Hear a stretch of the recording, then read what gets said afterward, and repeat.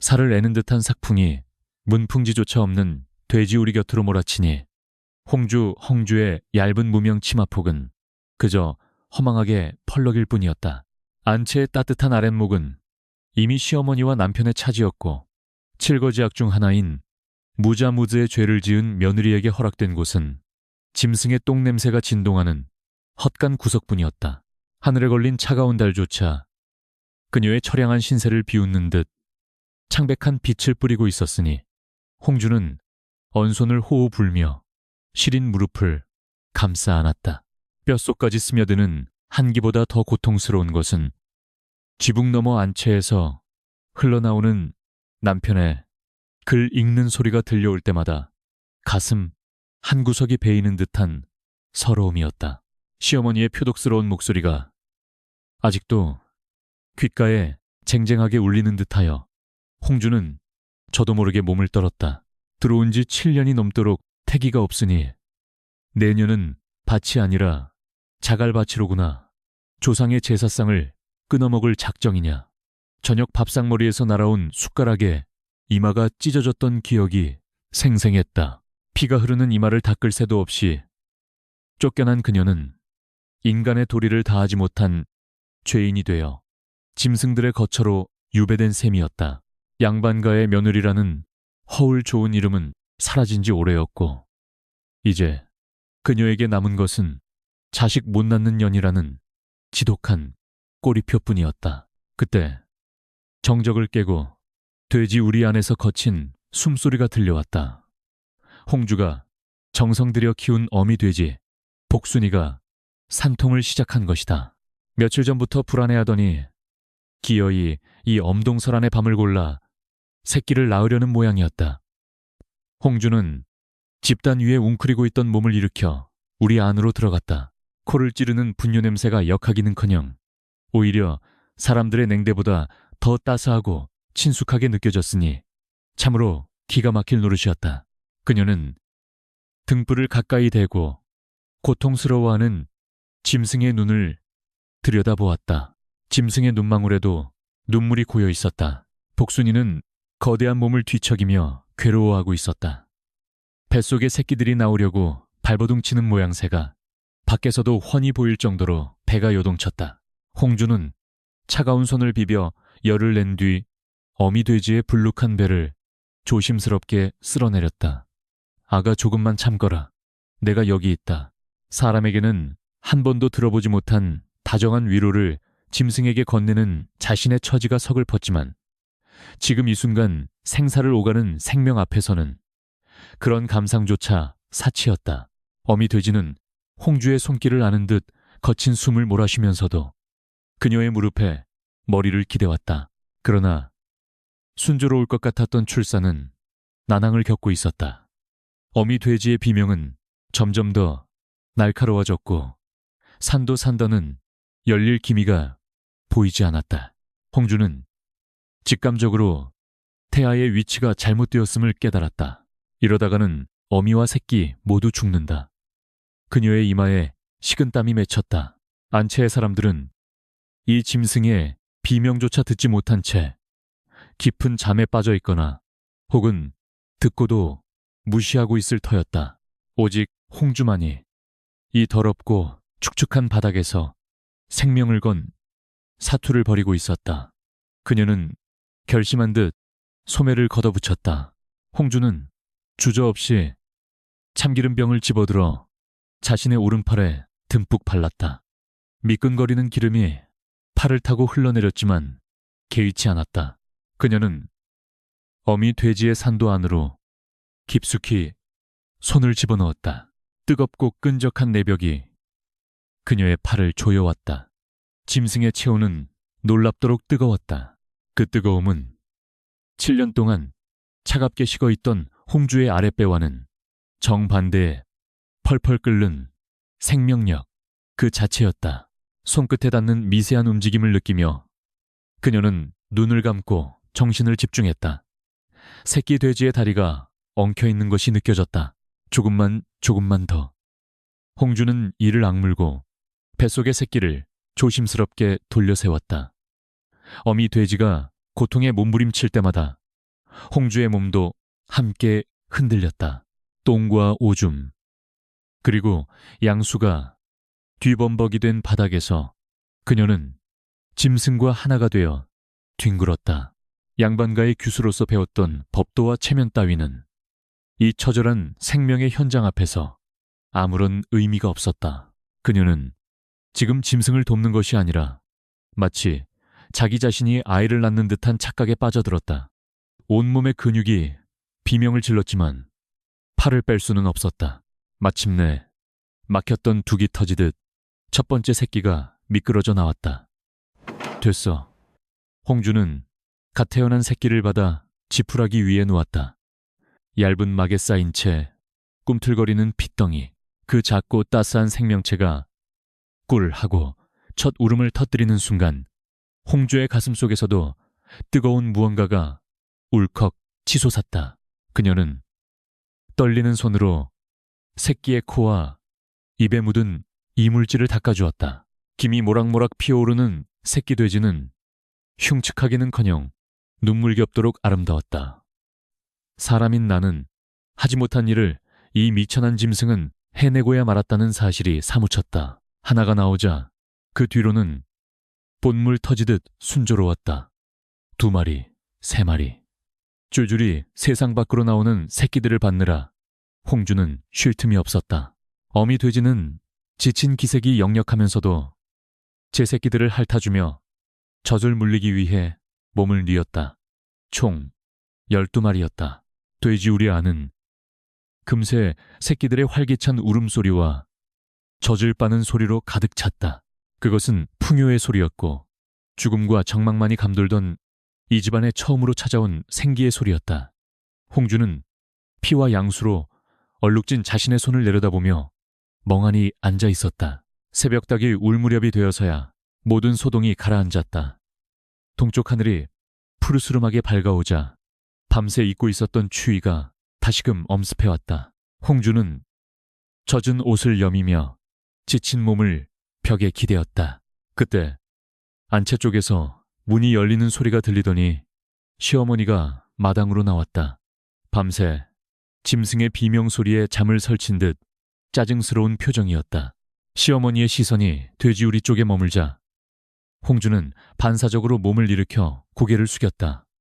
며느리의 몰골이 어떠한지는 안중에도 없었다. 이게 무슨 소란이냐? 돼지가 죽기라도 한 게냐? 시어머니는 코를 막으며 우리 쪽으로 다가왔다. 그러나 집단 위에서 꾸물거리는 12마리의 건강한 새끼 돼지들을 발견하자 그녀의 눈빛이 순식간에 탐욕스럽게 번들거렸다. 오, 세상에 12마리라니 이게 다 돈이 얼마냐? 시어머니는 며느리인 홍주에게는 눈길 한번 주지 않은 채 오직 돼지 새끼들의 숫자를 세느라 여념이 없었다. 홍주는 그 모습을 보며 입안이 쓰디쓰게 느껴졌다. 이 집안에서 자신의 가치는 저 돼지 한 마리보다 못한 것이 분명했다. 뒤이어 남편이 부스스한 얼굴로 사랑채에서 나왔다. 그는 돼지우리의 참상을 보고는 미간을 찌푸리며 뒷걸음질 쳤다. 에잉, 흉측해라. 비린내가 진동을 하는구나. 그는 아내가 밤새 겪었을 사투에는 관심이 없었다. 그저 자신의 고고한 학문이 냄새에 오염될까봐 걱정할 뿐이었다. 홍주는 남편의 그 매정한 뒷모습을 보며 밤새 품었던 일말의 기대조차 산산이 부서지는 것을 느꼈다. 그녀는 깨달았다. 자신이 낳아야 할 것은 아이가 아니라 이 집안을 먹여 살릴 돼지들이라는 것을. 홍주는 피 묻은 손을 치맛자락에 쓱쓱 닦았다. 그리고 바들바들 떨리는 다리에 힘을 주어 꼿꼿이 섰다. 그녀의 눈빛은 어젯밤 쫓겨날 때의 그 주눅든 눈빛이 아니었다. 12생명을 자신의 손으로 받아낸 자만이 가질 수 있는 기묘한 자신감이 서려 있었다. 시어머니가 돼지들을 보며 연신 복덩이 복덩이하고 중얼거릴 때 홍주는 속으로 차갑게 비소했다. 그래요, 어머니. 제가 낳지는 못해도 기르는 재주는 천하제 일인가 봅니다. 그녀의 뺨 위로 붉은 아침 햇살이 비치자 홍주의 그림자가 돼지우리 전체를 덮을 듯 길게 늘어졌다. 이야기를 사랑하는 여러분, 안녕하세요. 따뜻한 이야기 코너에 오신 것을 환영합니다. 이곳은 진심을 담아 이야기를 들려드리는 공간입니다. 편안한 마음으로 감동과 반전이 가득한 특별한 이야기를 즐겨주세요. 준비되셨다면 좋아요를 눌러주시고 알림 설정도 켜신 뒤 지금부터 이야기를 시작하겠습니다. 통이 트자마자 홍주는 우물가로 달려가 얼음장을 깨고 물을 길어 올렸다. 살을 애는 듯한 찬물로 밤새 몸에 밴 피비린내와 오물 냄새를 씻어내려 했으나 며칠이고 묵은 때처럼 깊이 박힌 돼지 냄새는 쉬이 사라지지 않았다. 거친 삼배 수건으로 살가죽이 벗겨질 듯 문질러도 코 속에는 여전히 축사의 칙칙한 냄새가 맴돌았다. 그것은 단순한 악취가 아니었다. 양반가의 며느리로서 지켜야 할 품위를 잃고 천한 노동으로 연명해야 하는 그녀의 비참한 현실을 증명하는 낙인과도 같았다. 홍주는 붉게 부어오른 손등을 내려다보며 긴 한숨을 내쉬었다. 부엌으로 들어선 홍주는 아궁이에 불을 지피고 아침상을 준비했다. 솥단지 안에서는 어제 잡은 돼지뼈를 고아낸 국물이 뽀얗게 끓어오르고 있었다. 구수한 고기 냄새가 부엌을 가득 채우자 밤새 허기졌던 뱃속이 요동쳤다. 아이러니하게도 그녀가 정성껏 키운 생명을 죽여 만든 이 음식에 그녀를 멸시하는 시댁 식구들의 배를 불릴 것이었다. 홍주는 끓어오르는 국물 위로 떠오른 기름기를 걷어내며 씁쓸한 미소를 지었다. 자신의 손끝에서 탄생한 생명도 죽음도 모두 이 집안을 지탱하는 거름이 되고 있었다. 소반에 정갈하게 차린 아침상을 들고 사랑채 문 앞에 섰을 때였다. 에헴, 밥상이 들어오느냐. 남편의 헛기침 소리에 홍주는 조심스럽게 문을 열고 방 안으로 들어갔다. 그러나 남편은 밥상을 받기도 전에 코를 틀어주며 미간을 찌푸렸다. 부인네 누누이 말하지 않았소. 그 천한 냄새를 풍기며 내 글방에 드나들지 말라고. 성현의 말씀을 읽는 곳에 어찌 짐승의 냄새를 들이는가. 그의 말은 날카로운 비수처럼 홍주의 가슴을 찔렀다. 밤새 그 짐승을 받아내느라 언손이 아직도 떨리고 있건만 남편에게는 그저 불쾌한 악취일 뿐이었다. 하지만 모순되게도 남편은 홍주가 물러나자마자 숟가락을 들어 돼지 국밥을 허겁지겁 퍼먹기 시작했다. 국물 맛이 제법 진하군. 입가에 기름을 묻혀가며 고기를 씹는 그의 모습에서 조금 전의 결벽증은 찾아볼 수 없었다. 홍주는 문지방 너머로 그 모습을 훔쳐보며 입술을 깨물었다. 내 몸에서 나는 냄새는 혐오하면서 내 손으로 키운 고기는 어찌 그리 달게 삼키는가. 남편의 몸에서 나는 고상한 먹물 냄새는 허울 좋은 껍데기일 뿐 실상 그 뱃속을 채우는 것은 홍주의 피땀, 어린 노동, 바로 그 똥냄새였다. 안채의 시어머니 상을 차려드릴 때도 수모는 계속되었다. 시어머니는 밥상머리에 앉아서도 며느리의 텅 빈 아랫배를 힐끔거렸다. 돼지 새끼는 12마리나 순풍순풍 잘도 낳더구나. 짐승도 제 밥값은 하는데 사람인 내년은 어찌 밥축만 내느냐. 숟가락이 밥그릇에 부딪히는 소리가 날카로웠다. 홍주는 고개를 숙인 채 죄인처럼 서 있었다. 칠거지악을 운운하는 시어머니의 타박은 매일 아침 반복되는 일과였으나 어젯밤의 산고를 겪은 뒤라 그런지 오늘은 유독 더 서럽고 원통했다. 홍주는 부엌 한 구석 흙바닥에 쪼그리고 앉아 식은 밥덩이를 물에 말아 넘겼다. 목이 메어 잘 넘어가지 않았지만 살기 위해선 먹어야 했다. 부뚜막 위에는 남편과 시어머니가 남긴 고기 반찬이 있었지만 차마 손을 댈 수 없었다. 자신이 키운 자식 같은 돼지를 먹는다는 죄책감 때문이 아니었다. 그것은 자신을 짐승 취급하는 그들이 먹다 남긴 찌꺼기를 먹음으로써 스스로를 더욱 비참하게 만들고 싶지 않은 마지막 자존심이었다. 차가운 밥알이 모래알처럼 씹혔다. 식사를 마친 남편이 사랑채 툇마루로 나와 뒷짐을 지고 거드름을 피웠다. 부인 이번 달에 한양에서 귀한 서책을 들여와야 하니 돈을 좀 마련해 보시오. 그리고 저 돼지 우리 쪽은 대나무 발이라도 쳐서 냄새가 넘어오지 않게 하고. 그는 이쑤시개로 이를 쑤시며 무심하게 명령했다. 책을 살 돈이 어디서 나오는지, 그 대나무 발을 칠 노동력은 누구의 것인지 그는 전혀 고민하지 않았다. 홍주에게 남편은 하늘이 아니라 밑빠진 독에 물을 붓듯 끊임없이 챙겨줘야 하는 철없는 어린아이와 다를 바 없었다.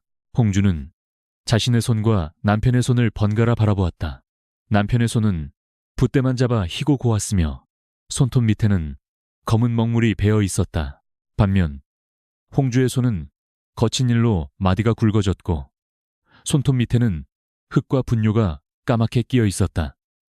세상 사람들은 남편의 손을 귀하다 하고 홍주의 손을 천하다 할 것이다. 하지만 홍주는 생각했다. 역사를 기록하는 것은 먹물이지만 그 역사를 살아가는 사람들의 목숨을 지탱하는 것은 흙과 거름이 아닌가. 과연 누구의 손이 진정으로 더러운 것인가? 안채에서는 시어머니가 이웃 안악과 이야기하는 소리가 들려왔다. 이번에 태어난 새끼들이 아주 실해. 젖을 떼자마자 장에 내다 팔면 우리 아들 과거 보러 갈 노잣돈은 넉넉히 될 게야. 며느리의 공로는 쏙 뺀 채 오로지 아들의 출세만을 꿈꾸는 시어머니의 목소리에 탐욕이 가득했다. 홍주는 마당을 쓸던 빗자루를 꽉 쥐었다. 자신의 피땀은 결국 남편의 허영심을 채우는 도구로 전락하고 있었다. 그녀가 흘린 땀방울이 모여 저들의 비단옷이 되고 기름진 음식이 되었다. 오후가 되어 홍주는 다시 돼지 우리로 향했다. 구정물 통을 들고 나타나자 새끼 돼지들이 꿀꿀거리며 어미 곁에서 튀어나와 홍주를 반겼다. 녀석들은 홍주에게서 나는 냄새를 혐오하지 않았다. 오히려 밥을 주는 어미의 냄새라며 반갑게 코를 비벼댔다. 사람에게 받지 못한 환대를 짐승에게서 받는 이 기막힌 현실. 홍주는 쭈그리고 앉아 새끼 돼지의 등을 쓰다듬었다. 따스한 체온이 손바닥을 통해 전해지자 얼어붙었던 마음이 조금은 녹아내리는 듯했다. 담장 너머로 지나가던 마을 안악들의 수군거림이 들려왔다. 저 집 며느리는 돼지치는 재주가 용하다며 재주가 용하면 뭐해 아들을 못 낳는데 불쌍도 하지. 돼지 어미 노릇이나 하다 늙어 죽을 팔자인가 봐. 비수 같은 말들이 홍주의 등을 찔렀다.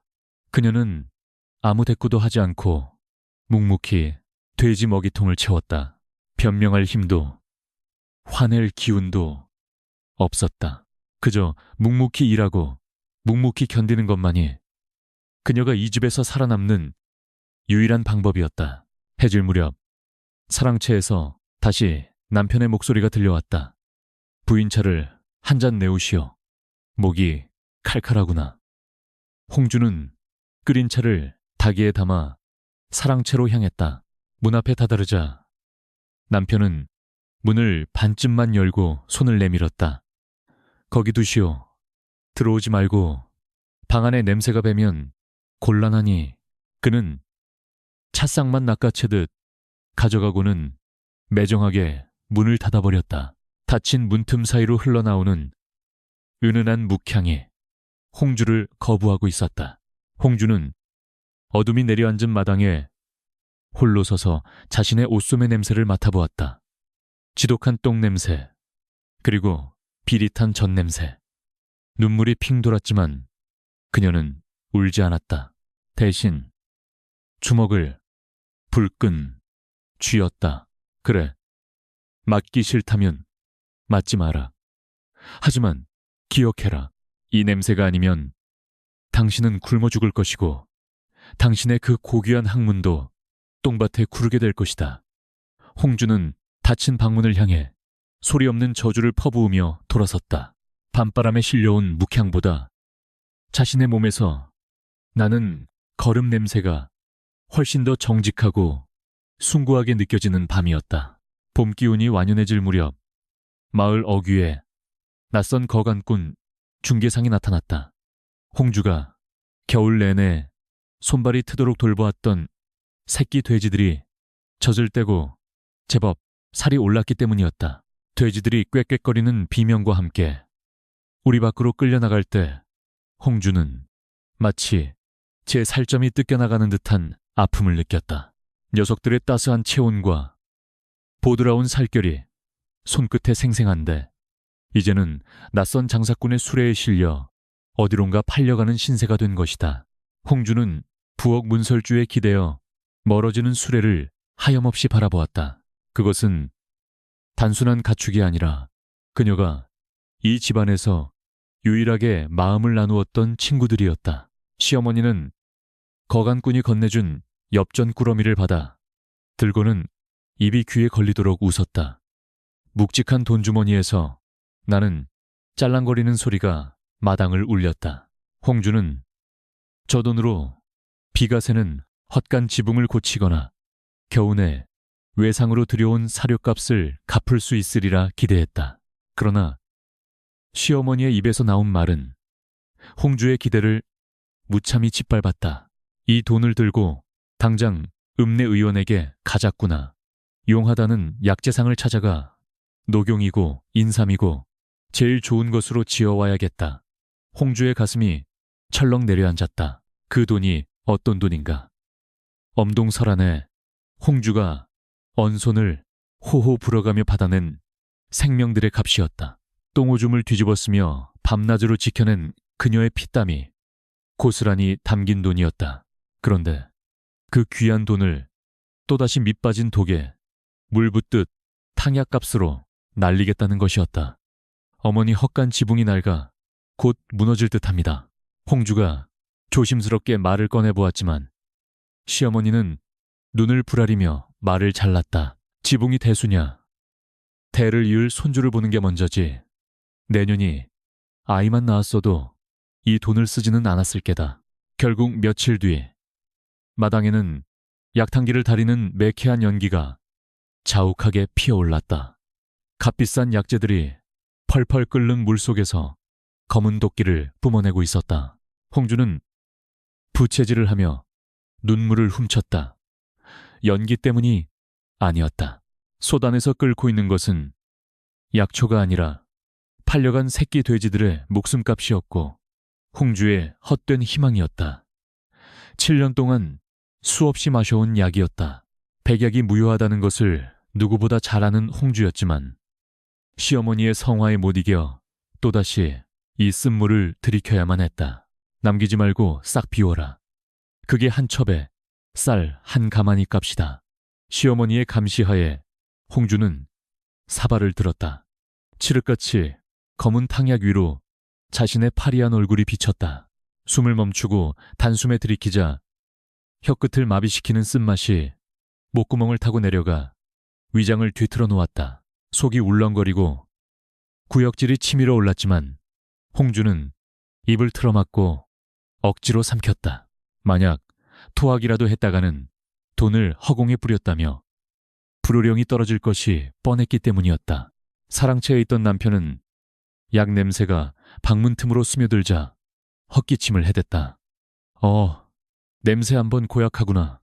부인 그 약을 먹고 이번에는 기필코 태기를 보여야 할 것이오. 그는 아내가 겪는 육체적 고통이나 마음의 상처 따위는 안중에도 없었다. 그에게 홍주는 아이를 낳는 도구일 뿐이었고 탕약은 그 도구를 고치는 기름칠에 불과했다. 남편은 홍주가 그 약을 먹기 위해 돼지들을 희생시켰다는 사실조차 제대로 인지하지 못하고 있었다. 그저 돈이 생겨서 약을 쥐었거니 생각하는 철없는 위인이었다. 약 기운이 퍼지자 홍주의 몸은 불덩이처럼 달아올랐다.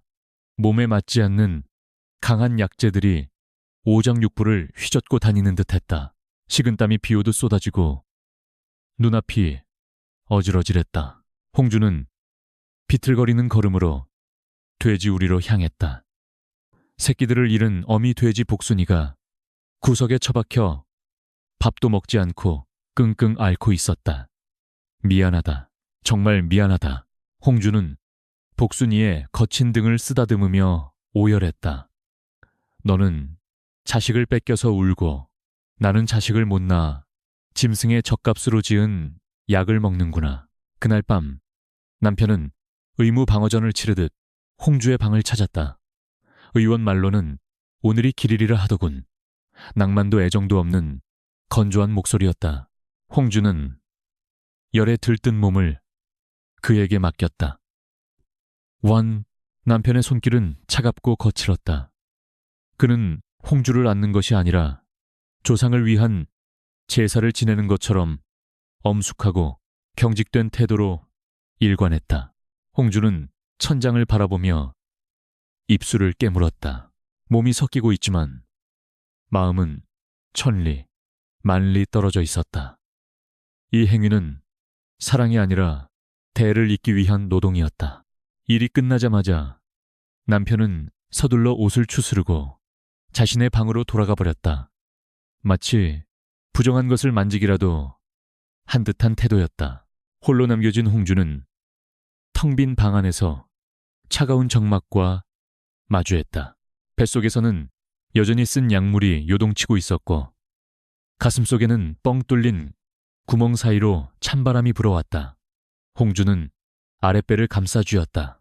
이곳에 생명이 깃들기를 바라는 간절함보다 이 지긋지긋한 희망 고문이 언제쯤 끝날까 하는 절망감이 더 컸다. 다음 날 아침 홍주는 퉁퉁 부은 눈으로 일어났다. 몸은 천근만근 무거웠지만 쉴 수는 없었다. 헛간에 남은 돼지들이 밥 달라고 꿀꿀거리는 소리가 들려왔기 때문이었다. 홍주가 비틀거리며 부엌으로 나가자 시어머니가 대뜸 홍주의 안색부터 살폈다. 그래, 몸에 좀 변화가 있는 것 같으냐? 꿈자리라도 뒤숭숭하더냐? 하룻밤 사이에 무슨 변화가 있겠는가? 홍주가 힘없이 고개를 젓자 시어머니의 표정이 금세 싸늘하게 식었다. 삼삼돈을 처발라도 소식이 없으니 내년 배는 무쇠로 만들었나 보다. 시어머니는 혀를 차며 돌아섰다. 홍주는 마당 한 구석에 놓인 빈 약탕기를 바라보았다. 검게 그을린 자국이 마치 자신의 타들어가는 속마음 같았다. 그 비싼 약재 찌꺼기들은 이제 거름이 되어 밭에 뿌려질 것이다. 결국 홍주가 한 일이라곤 돼지를 팔아 똥을 만든 것과 무엇이 다른가. 허무함이 밀려와 다리에 힘이 풀렸다. 그때 남편이 사랑채 문을 열고 나오며 투덜거렸다. 어머니, 이번에 돼지 판 돈이 꽤 되었다고 들었는데 제 종이 살 돈은 정말 한 푼도 안 남았습니까? 붓이 다 갈라져서 글씨가 써지질 않습니다. 남편의 철없는 소리에 홍주는 아연실색했다. 아내의 몸을 망가뜨리며 사온 약이 효과가 없자 이제는 그 돈으로 종이나 살 걸 그랬다며 아쉬워하는 꼴이라니. 홍주는 주먹을 꽉 쥐었다. 저 고상한 선비님에겐 아내의 고통보다 붓 한 자루의 가치가 더 큰 모양이었다. 홍주는 말없이 구정물통을 들고 일어섰다. 그녀가 의지할 곳은 사람 사는 집이 아니라 말이 통하지 않는 짐승들의 우리뿐이었다. 돼지들은 홍주가 빈손으로 오지 않았음을 알고 꼬리를 흔들며 반겼다. 홍주는 돼지들에게 먹이를 부어주며 생각했다. 그래, 너희라도 많이 먹고 무럭무럭 자라거라. 그래야 내가 또 쓴 약을 마시든 이 집안에 기둥뿌리를 바치든 할 테니까. 돼지들이 먹이를 먹는 소리가 요란했다. 홍주는 그 소리 속에 파묻혀 잠시나마 시름을 잊으려 했다. 하지만 입안의 감도는 탕약의 쓴맛은 쉽사리 사라지지 않았다. 그것은 단순한 약맛이 아니었다. 쓸모없는 며느리로 살아가는 그녀의 인생 그 자체의 맛이었다. 홍주는 하늘을 올려다보았다. 무심한 구름만이 둥실 떠어가고 어디선가 까마귀 울음소리가 들려왔다. 불길하고도 쓸쓸한 봄날의 아침이었다. 약효가 없다는 사실이 명백해지자 집안의 공기는 한겨울 서리빨보다 더 차갑게 얼어붙었다. 탕약 찌꺼기는 마당 구석에 버려져 말라비틀어졌고 시어머니는 더 이상 홍주의 얼굴을 쳐다보지 않았다. 대신 담장 너머로 매파 중매쟁이들이 쥐새끼처럼 드나들며 수군거리는 소리가 끊이지 않았다. 홍주는 본능적으로 자신의 자리가 위태로워졌음을 감지했다. 마당을 쓰는 빗자루질 소리마저 숨을 죽인 듯 고요하던 어느 날 오후, 그 불안한 예감은 현실이 되어 대문을 넘어왔다. 고개 넘어 옆마을에서 과부로 지내던 월선이라는 여인이었다. 화려하지는 않으나 제법 태가 나는 옷차림에 엉덩이가 풍만하고 얼굴에 화색이 도는 젊은 여인이었다. 시어머니는 그녀를 데리고 들어오며 입가에 야릇한 미소를 띄었다. 집안일이 많아 일손을 좀 돕게 하려고 데려왔다. 바느질 솜씨가 아주 좋다더구나. 뻔히 보이는 거짓말이었다. 홍주를 포함한 온 집안 식구가 아니 온 동네가 다 아는 사실이었다. 그녀는 바느질을 하러 온 것이 아니라 홍주가 하지 못한 일, 바로 씨바지 노릇을 하러 온 것이었다. 그녀는 바느질을 하러 온 것이었다. 남편은 사랑채 문을 열고 나와 짐짓 점잖은 척 헛기침을 했으나 곁눈질로 훔쳐보는 그의 눈빛은 이미 월선의 붉은 치마폭에 꽂혀 있었다. 7년 동안 홍주에게서는 한 번도 본 적 없는 욕망과 기대가 뒤섞인 눈빛이었다. 홍주는 마당 한복판에 서서 그 광경을 지켜보았다. 남편의 시선은 홍주의 거친 손과 땀, 냄새나는 옷자락을 피해 월선의 보드라운 살결과 분냄새 나는 자태로 옮겨갔다. 홍주는 자신이 투명 인간이 된 듯한 비참함을 느꼈다. 그날 저녁 시어머니는 홍주를 안방으로 불렀다. 그러나 예전처럼 아랫목을 내어주지는 않았다. 새 사람이 들어왔으니 방 배치를 좀 다시 해야겠다. 안채는 좁고 번거로우니 너는 행랑채 옆방으로 옮기거라. 그것은 청천벽력과도 같은 통보였다. 행랑채 옆방은 말이 방이지 예전에는 머슴들이 쓰던 곳이었고 바로 옆이 돼지우리였다. 안주인의 자리에서 쫓겨나 짐승의 곁으로 밀려나는 순간이었다. 홍주는 입술을 깨물었으나 네, 알겠습니다 라는 말밖에는 할 수 없었다. 칠거지하게 굴레는 그녀의 입을 꿰매버린 지 오래였다. 홍주는 7년간 지내온 안방에서 짐을 꾸렸다. 옷가지 몇 벌과 바느질 도구, 그리고 낡은 경대 하나가 전부였다. 손때 묻은 문고리를 잡고 잠시 주저했으나 밖에서는 벌써 월선의 웃음소리가 들려왔다. 홍주는 도망치듯 방을 빠져나왔다. 자신이 정성 들여 닦아놓은 마루 위를 낯선 여인이 밟고 지나갔다. 홍주의 발걸음은 무거웠고 등 뒤로 닫히는 방문 소리는 마치 이 집안과의 인연이 끊어지는 소리처럼 들렸다. 새로 거처하게 된 방은 눅눅하고 어두웠다. 창호지 문 하나를 사이에 두고 돼지우리와 맞닿아 있어 짐승들의 숨소리와 분뇨 냄새가 고스란히 방 안으로 스며들었다. 홍주는 짐보따리를 구석에 내려놓고 멍하니 앉았다.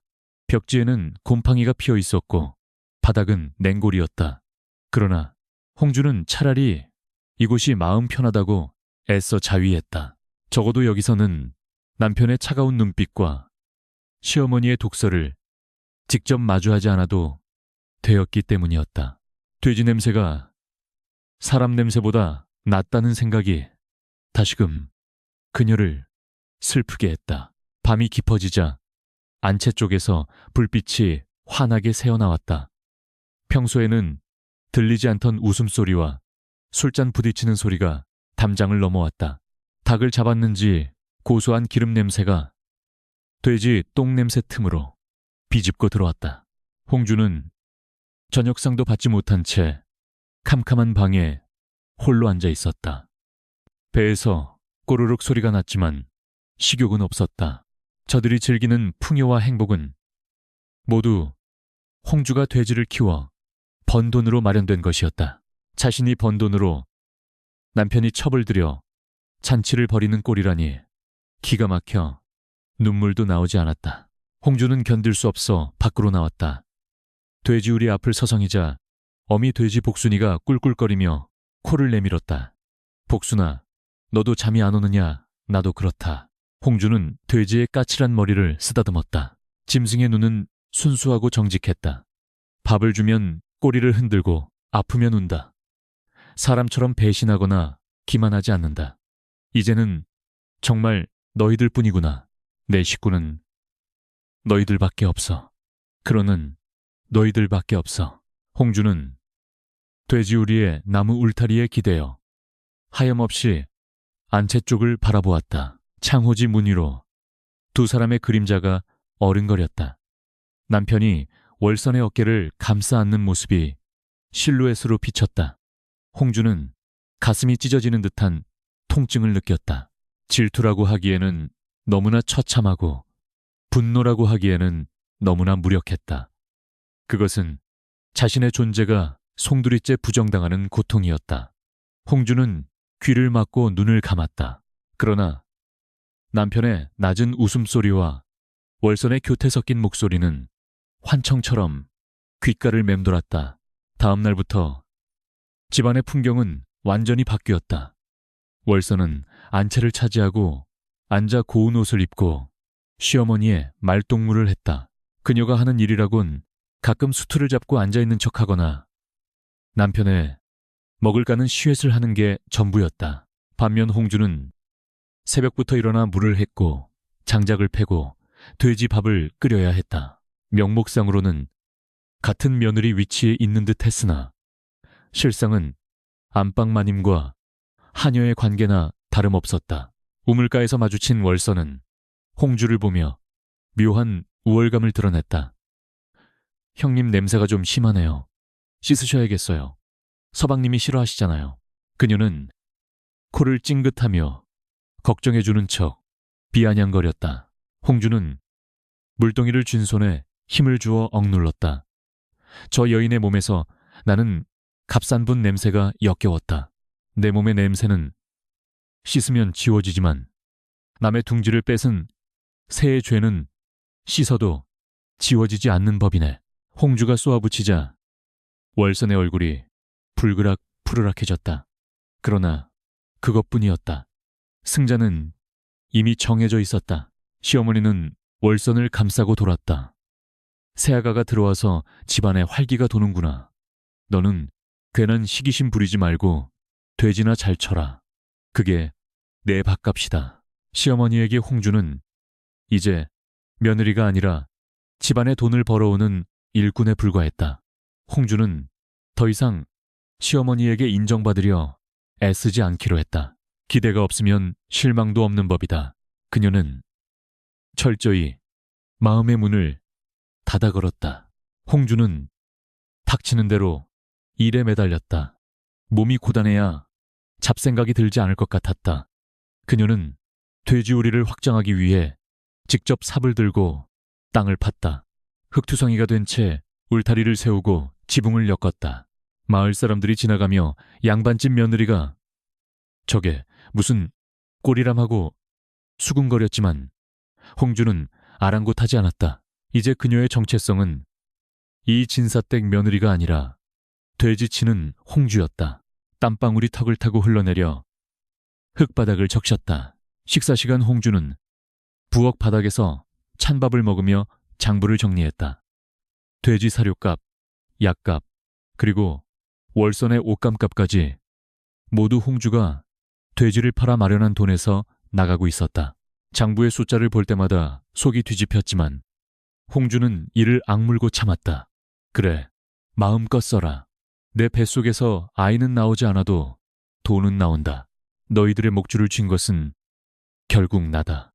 홍주는 묘한 오기가 생겼다.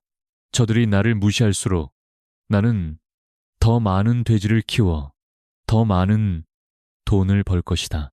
그래서 나 없이는 단 하루도 살 수 없게 만들 것이다. 밤이 깊어 다시금 안채의 불이 꺼질 무렵 홍주는 헛간으로 돌아왔다. 하루 종일 노동에 시달린 몸은 녹초가 되었지만 정신은 오히려 맑아졌다. 남편의 방에서 들려오는 신음소리가 밤공기를 타고 넘어왔다. 예전 같았으면 이불을 뒤집어 쓰고 울었겠지만 이제 홍주는 울지 않았다. 그녀는 돼지우리의 문을 단단히 걸어 잠그며 중얼거렸다. 잘 자라, 우리 새끼들. 내일은 더 맛있는 밥을 주마. 하늘에는 반달이 걸려 있었다. 반쪽뿐인 달이 마치 짝을 잃은 자신 같아 보였으나 홍주는 고개를 저었다. 달은 차오르기 위해 이지러지는 것이다. 지금의 이 시련도 언젠가 자신을 가득 채울 날을 위한 과정일 뿐이라 믿고 싶었다. 홍주는 냄새나는 이불 속에 몸을 누였다. 안채의 비단 금침보다 거칠고 더러웠지만 그녀가 직접 땀 흘려 지켜낸 자리였다. 홍주는 비로소 편안하게 눈을 감았다. 꿈속에서는 거대한 황금 돼지가 그녀를 태우고 하늘을 날고 있었다.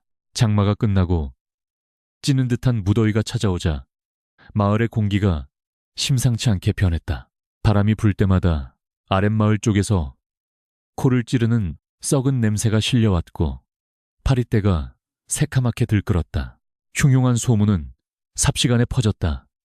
박첨진의 돼지들이 하룻밤 사이에 몰살을 당했대. 가축을 쓰러뜨리는 괴질, 꽈이지, 즉 역병이 돌기 시작한 것이다. 마을 사람들의 얼굴에는 공포가 서렸고 홍주 역시 등줄기에 식은땀이 흐르는 것을 느꼈다. 헛간에 있는 저 돼지들은 단순한 짐승이 아니었다. 그녀의 자존심이자 이 집안에서 살아남기 위한 유일한 동아줄이었다. 며칠 지나지 않아 이웃집들의 곡소리가 담장을 넘어왔다. 멀쩡하던 돼지가 갑자기 거품을 물고 쓰러지거나 온몸에 붉은 반점이 돋아 죽어나갔다. 마을 사람들은 이것이 노한 귀신의 장난이라 여겼다. 집집마다 무당을 불러 구판을 벌이고 대문에 붉은 부적을 덕지덕지 붙였다. 찡소리와 꽹과리 소리가 밤낮으로 요란했으나 죽어나가는 돼지의 수는 줄어들지 않았다.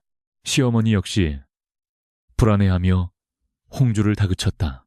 우리도 당장 만신을 불러야겠다. 이러다 우리 돼지까지 다 죽으면 우린 길바닥에 나앉는다. 그러나 홍주의 생각은 달랐다. 그녀는 구판이 벌어지는 집들을 유심히 관찰했다. 무당이 드나들고 구경꾼들이 몰려다니는 집일수록 역병이 더 빨리 번지고 있었다. 홍주는 직감했다. 이것은 귀신의 장난이 아니라 사람과 짐승의 발길을 타고 옮겨다니는 나쁜 기운 때문이라고. 그녀는 시어머니의 호통을 무시하고 단호하게 결단을 내렸다. 어머니 굿은 필요 없습니다. 오늘부터 누구도 돼지우리 근처에 얼씬도 하지 마십시오. 심지어 어머니라도 안 됩니다. 평소 순종적이던 며느리의 섯을 퍼런 눈빛에 시어머니는 기가 눌려 입을 다물었다. 홍주는 즉시 돼지우리를 봉쇄했다. 대나무를 엮어 울타리를 높게 치고 외부인의 출입을 철저히 막았다. 그리고 창고에 있던 생석회 가루를 꺼내 우리 주변과 바닥에 하얗게 뿌렸다. 독한 가루가 날려 기침이 나고 눈이 따가웠지만 멈추지 않았다. 마을 사람들이 귀신을 쫓으려면 굿을 해야지 흰 가루가 무슨 소용이냐며 비웃었지만 홍주는 귀를 닫았다. 그녀에겐 보이지 않는 귀신보다 눈에 보이는 더러움이 더 큰 적이었다. 홍주는 돼지들의 먹이도 바꿨다. 전에는 남은 음식 찌꺼기를 그대로 주었으나 이제는 아궁이에 불을 지펴 펄펄 끓인 뒤 식혀서 주었다.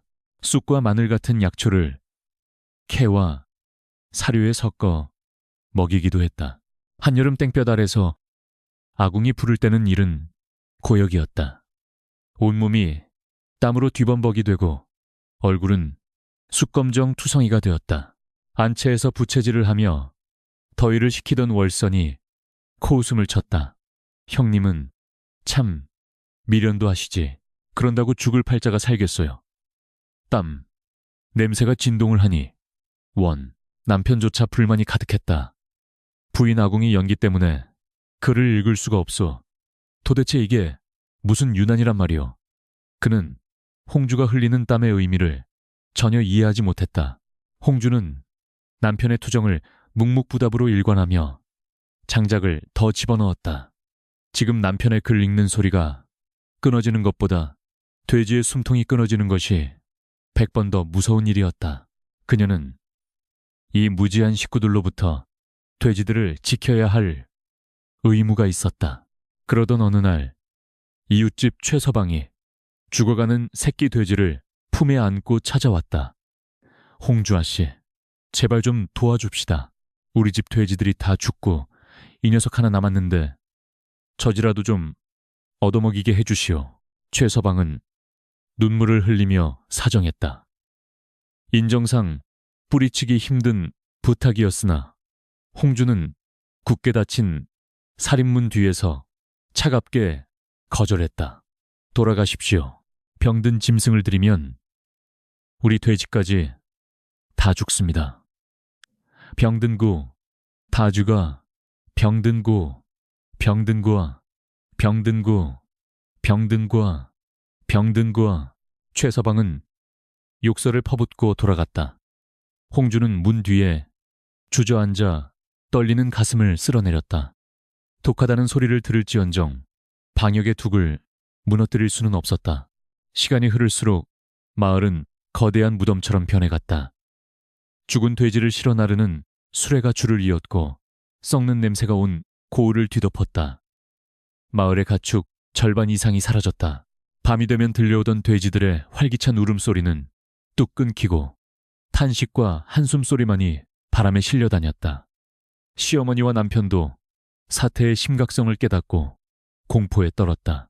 그들은 이제 홍주의 눈치만 살피며 제발 우리 돼지만은 무사하기를 비는 처지가 되었다. 홍주는 밤에도 편히 잠들지 못했다. 돼지우리 한 구석에 거적을 깔고 쪽잠을 자며 보초를 섰다. 돼지들의 숨소리 하나하나에 귀를 기울이고 콧등이 마르지 않았는지 체온이 뜨겁지는 않은지 수시로 확인했다. 복순아, 너는 살아야 한다. 너희들이 죽으면 나도 죽는다. 홍주는 어미 돼지의 목을 끌어안고 속삭였다. 돼지들은 주인의 간절함을 아는 듯 그 뜨거운 체온만이 홍주가 의지할 수 있는 유일한 위안이었다. 한 달이 지나고 찬바람이 불기 시작하자 거짓말처럼 역병이 물러갔다. 마을은 초토화되었지만 기적 같은 일이 일어났다. 홍주의 돼지우리만이 멀쩡했던 것이다. 단 한 마리의 낙오도 없이 오히려 홍주가 먹인 영양식 덕분에 돼지들은 더 포동포동하게 살이 올라 있었다. 정적에 쌓인 마을에서 오직 홍주의 집에서만 돼지 멱다는 소리가 아닌 생기 넘치는 꿀꿀 소리가 울려 퍼졌다. 마을 사람들이 하나둘씩 홍주의 집 담장 너머로 모여들었다. 그들은 믿기지 않는다는 표정으로 건강한 돼지들을 바라보았다. 귀신이 도왔나? 아니면 무슨 비방이라도 쓴 건가? 사람들은 수군거렸지만 그 눈빛에는 경외심이 가득했다. 무당의 굿도, 값비싼 부적도, 막지 못한 재앙을 오직 홍주 혼자서 막아낸 것이다. 사람들은 이제 홍주를 자식 못 낳는 여자가 아니라 돼지신이 보살피는 여인으로 다시 보기 시작했다. 시어머니의 태도는 하루아침에 돌변했다. 역병으로 인해 돼지값이 천정부지로 치솟았기 때문이다. 아이고, 우리 며느리가 복덩이로구나.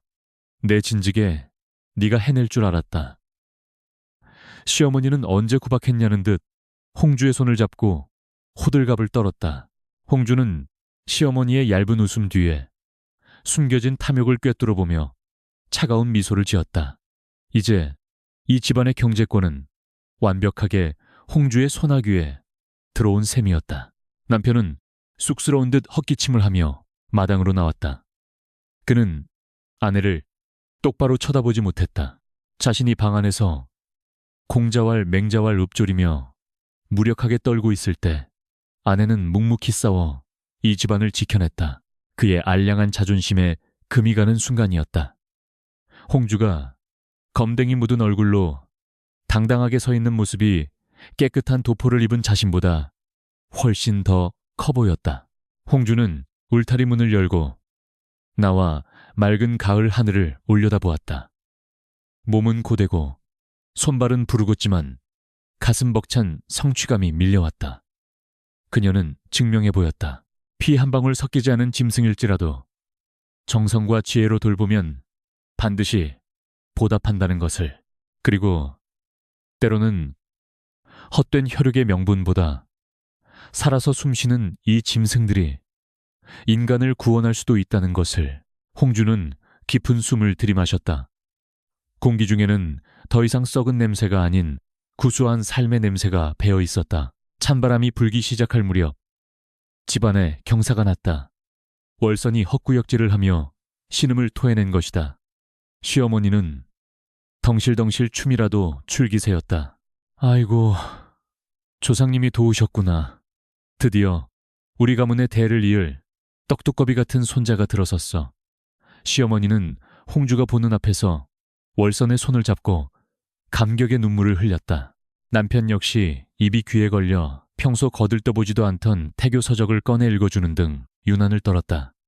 홍주는 그 소란스러운 풍경 밖에서 묵묵히 마른 장작만을 패고 있었다. 도끼날이 나무에 박힐 때마다 가슴 한구석이 서늘하게 베이는 듯했다. 그날부터 월선은 상전 중에 상전이 되었다. 시어머니는 역병 때 홍주가 벌어들인 돈을 물 쓰듯 썼다. 귀한 손주가 먹을 것인데 아끼면 쓰나 읍내에서 제일 비싼 잉어를 사다가 고아 먹이고 산삼이며 녹용을 다려 바쳤다. 월선은 입덧이 심하다며 비싼 과일과 고기 반찬을 끊임없이 요구했다. 홍주가 땀 흘려 번 돈이 월선의 입으로, 아니 그 뱃속에 보이지 않는 아이에게로 흘러들어갔다. 홍주는 밑빠진 독에 물을 붓는 기분이었으나 감히 토를 달 수는 없었다. 이 집안에서 대다라는 명분 앞에서는 그 어떤 이성적인 판단도 무력했기 때문이다. 월선은 점점 더 기고만장해졌다. 홍주가 마당을 쓸고 있으면 보란듯이 배를 내밀고 지나가며 혀를 찼다. 형님 미안해서 어쩌죠? 저는 입만 벌려도 복이 들어오는데 형님은 똥오줌을 뒤집었어도 복이 없으니. 그녀의 비웃음은 홍주의 가슴에 비수처럼 꽂혔다. 하지만 홍주는 대꾸하지 않았다. 월선의 배가 불러올수록 자신의 입지는 좁아질 것이 뻔했으나 이상하게도 홍주의 눈에는 월선의 배가 무언가 위화감이 느껴졌다. 달이 차오르는데도 배의 모양새가 영 부자연스러웠던 탓이다. 겨울이 깊어가면서 집안의 고가는 바닥을 드러내기 시작했다. 돼지 판도는 이미 월선의 보약값과 비단 옷감값으로 탕진된 지 오래였다. 남편은 빚까지 내어 월선에 뒷바라지를 했다. 아들만 낳으면 친척들이 축하금을 보내줄 것이니 걱정 마시오. 그는 태어날 아이가 가져올 부와 명예라는 환상에 젖어 현실 감각을 상실하고 있었다. 빚쟁이들이 대문을 두드리기 시작했지만 시어머니와 남편은 귀를 막고 오직 월선의 배만 바라보았다. 그러던 어느 눈 내리는 밤, 안채에서 자지러지는 비명소리가 들려왔다. 홍주는 놀라 잠에서 깼다. 시어머니가 사색이 되어 뛰어다니고 남편은 허둥지둥 이원을 부르러 나갔다. 홍주가 안채로 달려가 보니 월선이 배를 감싸 쥐고 방바닥을 구르고 있었다. 하혈을 한 것인지 이불이 붉게 물들어 있었다. 홍주는 순간 가슴이 철렁했으나 한편으로는 올 것이 왔다는 생각이 스쳤다. 급히 불려온 늙은 의원이 월선의 맥을 짚었다. 방 안에는 침묵만이 감돌았다. 시어머니는 떨리는 손을 모으고 기도를 올렸다. 한참을 눈을 감고 있던 의원이 곤혹스러운 표정으로 입을 열었다. 참으로 기이한 일이로다. 시어머니가 다급하게 물었다. 아, 아이는 무사한가요? 제 손주는요? 의원은 고개를 저으며 청천벽력 같은 진단을 내렸다. 마님, 이 사람의 뱃속에는 아이가 없습니다. 그게 무슨 소리인가? 배가 저리 남산만한데 남편이 소리쳤다. 의원은 혀를 차며 말했다. 이것은 상상임신, 샹샹렌션이거나 혹은 복부에 가스가 차고 피가 뭉친 징후일 뿐 태아의 맥은 처음부터 없었습니다. 과한 욕심이 만들어낸 허상입니다. 순간 월선의 얼굴이 백지장처럼 하얗게 질렸다. 그녀 역시 자신의 몸이 이상하다는 것을 알면서도 쏟아지는 호사와 관심이 좋아 거짓말을 해왔던 것이다. 혹은 그녀 자신도 그 거짓말을 진실이라 믿고 싶었는지도 모른다. 시어머니는 비명을 지르며 자리에 주저앉았다. 아이고, 내 돈, 내 손주, 이 사기꾼 같은 년이 우리 집안을 망쳤구나. 시어머니는 월선의 머리채를 휘어잡고 흔들었다. 지난 몇 달간 쏟아부은 돈과 정성이 물거품이 되는 순간이었다. 남편은 넋이 나간 사람처럼 벽에 기대어 서 있었다. 그가 그토록 애지중지하며 읽어주던 태교책이 바닥에 나뒹굴었다. 잉어 곰탕과 산삼 녹용은 모두 허공으로 사라졌다. 남은 것은 산더미 같은 빚과 배가 불룩한 척했던 거짓말쟁이 첩뿐이었다. 다음 날 집안은 초상집보다 더한 침통함에 잠겼다.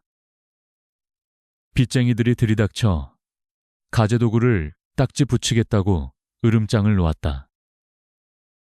당장 갚을 돈이 없었다. 곳간은 텅 비었고 팔 수 있는 세간살이는 이미 월선의 치마폭에 들어가 사라졌다. 남편은 망연자실하여 마루에 걸터앉아 한숨만 쉬어댔다. 그는 가장으로서 아무런 대책도 내놓지 못했다. 그때 빚쟁이 중 하나가 소리쳤다. 돈이 없으면 저 돼지들이라도 끌고 가. 그 말에 남편의 눈이 번쩍 뜨였다. 그렇지, 돼지를 팔면 되네. 그는 홍주에게 달려와 다급하게 명령했다. 부인, 당장 돼지를 내주시오. 급한 불부터 꺼야 하지 않겠소. 홍주는 기가 막혔다. 허상에 홀려 재산을 탕진한 것은 그들인데 그 뒷감당은 또다시 홍주의 피땀인 돼지로 하려 드는 것이었다. 홍주는 돼지 우리 앞을 가로막고 섰다. 그녀의 눈빛은 그 어느 때보다 차갑고 단호했다. 안 됩니다. 이 돼지들은 못 내어줍니다. 홍주의 섰을 퍼런 일갈에 남편이 주춤했다. 아니, 지금 집안이 망하게 생겼는데 그깟 짐승이 대수요 홍주는 쏘아붙였다. 서방님이 헛된 꿈을 꾸며 탕진할 때 집안을 지킨 것은 이 짐승들이었습니다. 이 돼지들은 제 자식과도 같습니다. 첩의 빈 뱃속을 채우느라 진 빚을 갚으려고 내 새끼들을 죽일 수는 없습니다. 시어머니가 나서서 홍주를 달래려 했다. 아가, 이번만 넘기면 내가 다시는... 그러나 홍주는 단호했다. 어머니, 제가 빚을 갚겠습니다. 하지만 조건이 있습니다. 홍주는 품속에서 장부 하나를 꺼내들었다. 앞으로 이 집안의 모든 돈 관리와 곳간 열쇠는 제가 맡겠습니다. 그리고 월선이는 당장 내보내십시오. 그렇지 않으면 단 한 푼도, 단 한 마리도... 그것은 반란이었다. 그러나 힘없는 가장과 욕심 많은 시어머니에겐 선택의 여지가 없었다. 그들에게는 돈이 없었고 돈을 벌 능력도 없었다. 오직 홍주만이 유일한 생산자이자 구원자였다. 시어머니는 떨리는 손으로 곳간 열쇠를 홍주에게 건넸다. 남편은 고개를 숙인 채 아무 말도 하지 못했다. 권력의 추가 완전히 뒤집히는 순간이었다. 홍주는 빚쟁이들과 협상을 했다. 당장 돼지를 파는 대신 앞으로 나올 새끼들과 비료를 담보로 상환 계획을 세워주었다. 그녀의 셈은 빠르고 정확했으며 빚쟁이들도 홍주의 야무진 태도에 혀를 내두르며 물러갔다. 월서는 그날 밤 옷보따리 하나만 든 채 쫓겨났다. 그녀가 울며 불며 매달렸지만 남편은 방문을 걸어 잠그고 내다보지 않았다. 밤이 깊어 다시 고요가 찾아왔다. 홍주는 돼지우리로 들어가 복순이의 등을 기대고 앉았다. 월선의 뱃속은 비어 있었지만 복순이의 배는 다시금 묵직하게 불러오고 있었다. 그래, 너희가 진짜다. 헛된 명분보다 살이 있고 피가 도는 너희가 진짜야. 홍주는 곳간 열쇠를 손에 꽉 쥐었다. 차가운 쇠붙이의 감촉이 그녀에게 말해주는 듯했다. 이제 이 집의 주인은 명패를 가진 양반이 아니라 돼지를 키우는 며느리라고. 한양장안의 소문이 바람을 타고 돌았다. 역병이 전국을 휩쓸었음에도 유일하게 살아남은, 아니 오히려 더 윤기가 흐르고 육질이 쫄깃하다는 전설의 검은 돼지에 대한 이야기였다. 그 소문은 콧대 높은 도성 양반들의 입맛을 자극했고 결국 한양 최대의 객주 상단을 이끄는 거상박 행수의 귀에까지 들어갔다. 어느 화창한 봄날 좁은 마을 어귀가 시끌벅적해졌다. 비단 옷을 입은 사람들과 짐꾼들을 거느린 박행수의 행렬이 홍주의 집 앞에 당도한 것이다. 시골 마을에서는 평생 구경하기도 힘든 귀한 손님들이었다. 시어머니는 버선발로 뛰어나갔다. 대문 앞에 멈춰선 화려한 가마와 짐꾼들의 행색을 보자 그녀의 눈이 탐욕으로 번들거렸다. 아이고, 이 누추한 곳에 귀한 분들이 어인일이십니까? 시어머니는 옷매무새를 다듬으며 굽신거렸다. 남편 역시 갓을 고쳐 쓰고 의관을 정제한 뒤 양반의 채통을 지키려는 듯 뒷짐을 지고 거드름을 피우며 나타났다. 그들은 이 거래가 자신들의 소관이라 믿어 의심치 않았다.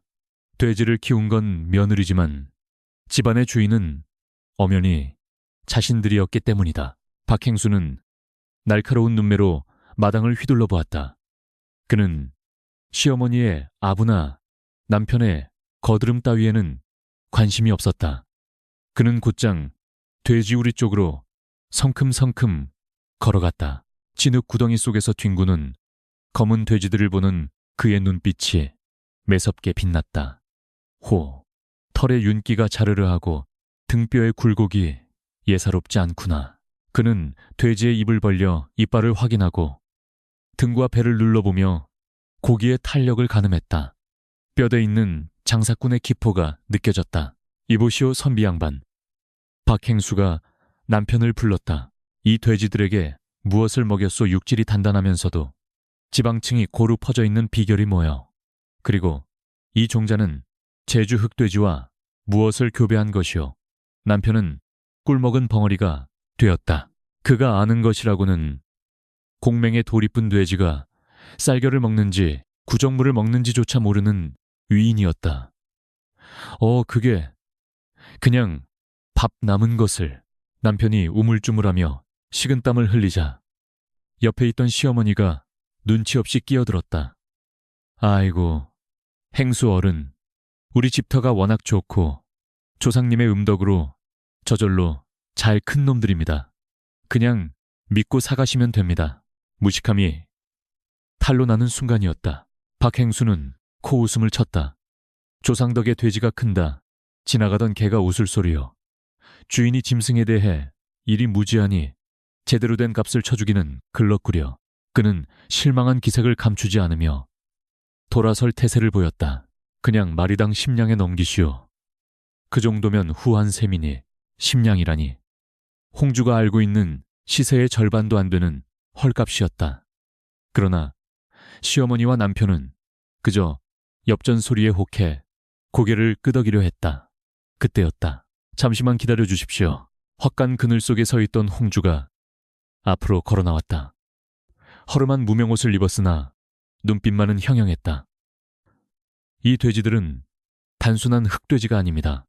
3년생 멧돼지와 교배하여 야성을 살렸고 쑥과 솔잎을 먹여 잡내를 없앤 뒤 황토를 먹여 독소를 뺀 놈들입니다. 마리당 50냥은 받아야 마땅합니다. 박행수가 걸음을 멈추고 홍주를 쳐다보았다. 남편이 화들짝 놀라 소리쳤다. 이 사람이 어딜 감히 아녀자가 나서서. 그러나 박행수가 손을 들어 남편을 제지했다. 가만 계시오. 마주가 가만 계시오. 진짜 주인이 따로 있었구려. 박행수는 흥미로운 표정으로 홍주에게 다가갔다. 쑥과 솔잎이라. 그 비율은 어찌 맞추었소. 황토는 어느 산의 것을 쓰오. 홍주는 막힘이 없었다. 사료의 배합 비율부터 도축 시기, 고기의 맛과 향에 이르기까지 그녀의 입에서 나오는 말은 전문적이고 논리, 정연했다. 남편과 시어머니는 멍하니 두 사람의 대화를 지켜볼 뿐이었다. 그들이 나누는 대화는 분명 조선말이었으나 농사와 축산에 무지한 두 사람에게는 마치 딴 나라 말처럼 들렸다. 그동안 천하게만 여겼던 홍주의 지식이 지금 이 순간 거상주상을 상대하는 가장 강력한 무기가 되어 빛을 발하고 있었다. 박행수는 무릎을 탁 쳤다. 대단하오. 내 한양 바닥을 다 뒤져도 이런 물건은 보지 못했소. 부인의 식견이 웬만한 목축 전문가 뺨을 치는구려. 홍주의 기세에 눌린 것은 박행수뿐만이 아니었다. 시어머니는 며느리의 당당한 모습에 기가 질린 듯 입을 다물었다. 자신이 쥐고 흔들던 며느리가 아니었다. 돈 앞에서는 양반의 체면도 시어머니의 권위도 힘을 잃었다. 홍주는 박행수와 팽팽한 줄다리기 끝에 결국 원하던 가격을 받아냈다. 그것도 현금이 아닌 앞으로의 독점 공급 계약까지 포함한 파격적인 조건이었다. 줬소. 마리당 50냥 전량 매입하겠소. 대신 조건이 있소. 박행수는 품속에서 계약서를 꺼내들었다. 이 돼지의 사육과 관리는 전적으로 부인이 맡아주셔야 하오. 다른 사람 손을 타면 이 맛이 나지 않을 테니. 그는 붓을 들어 계약서에 서명하라고 내밀었다. 남편이 습관처럼 자신의 도장을 꺼내려 하자 박행수가 정색하며 고개를 저었다. 아니오, 선비님 말고 이 부인의 수결 서명이 필요하오. 남편의 얼굴이 붉게 달아올랐다. 가장으로서 남자로서의 자존심이 무참히 짓밟히는 순간이었다. 그러나 눈앞에 쌓인 은자, 돈꾸러미를 보며 그는 아무 말도 할 수 없었다. 홍주는 잠시 망설이다가 먹물을 묻힌 엄지손가락을 계약서에 꾹 눌러 찍었다. 붉은 인주 대신 검은 먹물이 묻은 지문. 그것은 홍주가 이 집안의 경제적 가장임을 세상에 공포하는 도장과도 같았다. 박행수가 떠난 뒤 마루 위에는 은자가 수북이 쌓여 있었다. 햇빛을 받아 반짝이는 은화들은 눈이 부실 지경이었다. 평생 만져보지도 못한 거금이었다. 시어머니는 떨리는 손으로 은화를 어루만지며 침을 꿀꺽 삼켰다. 그러나 감히 그것을 챙겨 안방으로 가져갈 엄두를 내지 못했다. 그녀는 쭈뼛거리며 홍주의 눈치를 살폈다. 아가 목마르지 않으냐? 시원한 물이라도 떠다 주랴. 시어머니의 목소리에는 비굴함이 섞여 있었다. 홍주는 쌓인 돈을 바라보며 묘한 감정에 휩싸였다. 기쁨이라기보다는 안도감, 그리고 허무함이 뒤섞인 감정이었다. 이 차가운 금속 덩어리가 뭐라고 사람을 이토록 비참하게도 만들고 고귀하게도 만드는가. 남편은 마당 구석에 서서 먼 산만 바라보고 있었다. 자신의 학문이, 가문이, 그리고 남자의 권위가 아내의 돼지똥 앞에서 얼마나 무력한지 뼈저리게 느꼈을 것이다. 그는 이제 아내를 무시할 수도, 그렇다고 존경할 수도 없는 어정쩡한 처지가 되어버렸다. 홍주는 돈주머니를 챙겨들었다. 묵직한 무게감이 손끝에 전해졌다. 어머니, 서방님, 이 돈은 곳간에 넣어두고 훗날 농토를 늘리는 데 쓰겠습니다. 허튼 곳에 쓰지 않도록 제가 잘 관리하겠습니다. 통보에 가까운 말이었다. 그러나 누구도 토를 달지 않았다. 홍주는 당당하게 안채로 걸어 들어갔다. 예전에는 눈치를 보며 드나들던 그 문지방을 이제는 주인으로서 넘고 있었다. 그녀의 등 뒤로 돼지우리의 냄새가 훈장처럼 따라왔다. 방 안에 들어선 홍주는 거울 속에 비친 자신을 바라보았다. 화려한 장신구, 하나 없는 초라한 몰골이었지만 눈빛만은 그 어느 때보다 살아있었다. 그녀는 입가에 희미한 미소를 띄었다. 그래, 나는 자식은 못 낳았어도 돈은 낳았다. 누가 뭐라 하든 나는 나를 지킬 힘을 얻었다. 홍주의 가슴속에 맺혀있던 이 서서히 힝으로, 아니 생존의 희열로 바뀌어가고 있었다. 마당에서는 봄바람에 실려 돼지들의 건강한 울음소리가 들려왔다. 그것은 홍주를 향한 찬가였다. 1년이라는 시간은 홍주의 집을 송두리째 바꿔놓았다. 비가 새던 초가지붕은 번듯한 기와로 바뀌었고 기울어져 가던 담장은 튼튼한 돌담으로 새로 쌓아 올려졌다. 무엇보다 가장 큰 변화는 돼지우리였다. 냄새나고 비좁았던 헛간은 사라지고 뒷산 언덕을 깎아 만든 널찍하고 쾌적한 축사가 그 위용을 드러냈다. 50여 마리의 흑돼지들이 내지르는 울음소리는 마치 천둥소리처럼 우렁찼으며 그 소리는 곧 이 집안에 쏟아지는 금화, 징코가 부딪히는 소리와도 같았다. 홍주는 더 이상 흙바닥을 기며 똥을 치우지 않았다. 그녀는 쪽빛비단 치마를 입고 허리춤에는 곳간 열쇠가 달린 놀이개를 찬 채 뒷짐을 지고 축사를 감독했다. 김서방 3호 축사에는 쑥을 더 많이 섞어 먹이게, 그리고 박서방은 내일 읍내로 나갈 물량을 점검해두고 그녀의 목소리는 낮았으나 위엄이 있었고 새로 고용된 머슴들은 그녀의 말 한마디에 일사불란하게 움직였다. 그녀는 이제 단순한 아낙네가 아니라 거대한 가업을 이끄는 대행수 다행셔. 나 다름없었다. 사랑채에 앉아있는 남편의 풍경도 달라졌다. 그는 홍주가 벌어다준 돈으로 산 최고급 문방싸우를 앞에 두고 한양에서 유행한다는 비싼 도포를 걸치고 있었다. 겉으로 보기에는 그토록 갈망하던 고고한 선비의 모습이었으나 그의 내면은 공허하기 짝이 없었다.